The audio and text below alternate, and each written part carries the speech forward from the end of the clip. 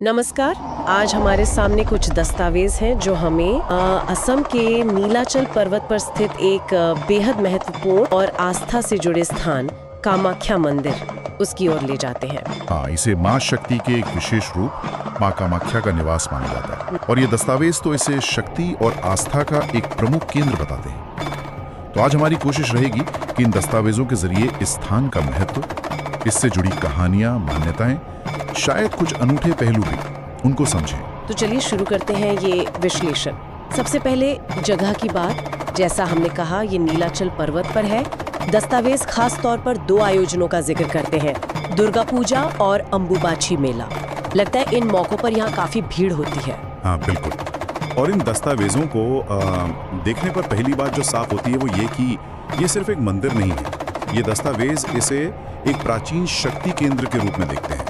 मतलब सिर्फ पूजा का स्थान नहीं, बल्कि एक ऐसा सेंटर जहां लोग खास धार्मिक और सांस्कृतिक वजहों से जमा होते हैं। ये भीख जैसा इनमें लिखा है वो इसके गहरे सामाजिक और आध्यात्मिक जुड़ाव को ही दर्शाती है। ये दिलचस्प है कि इसे शक्ति केंद्र कहा जा रहा है, ना कि सिर्फ मंदिर।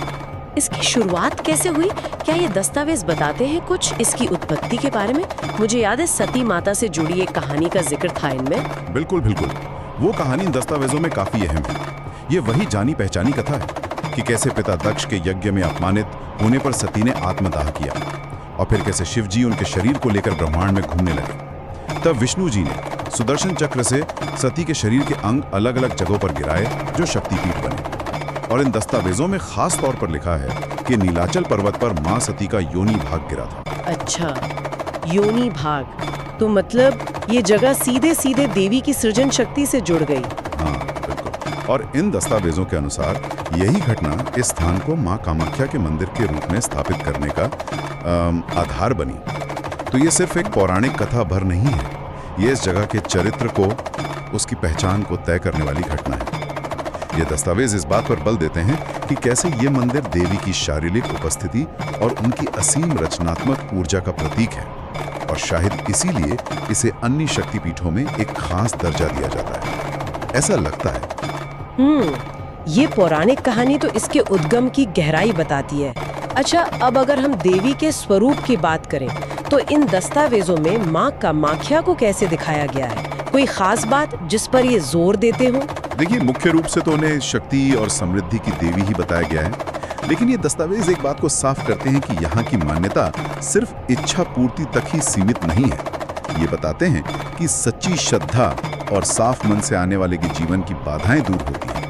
ये सच्ची श्रद्धा और साफ मन वाली बात बार बार आती है। ऐसा लगता है कि दस्तावेज बाहरी कर्मकांड से ज्यादा अंदर की भावना को महत्व दे रहे हैं। अच्छा, यानी जोर बाहरी दिखावे पर नहीं, भक्त के अंदरूनी विश्वास पर है। सही कहा, बिल्कुल। दस्तावेज इसी धारणा को पुष्ट करते हैं कि लोग यहाँ खास तौर पर अपनी सांसारिक मुश्किलों के हल के लिए और आध्यात्मिक खोज दोनों के लिए आते हैं।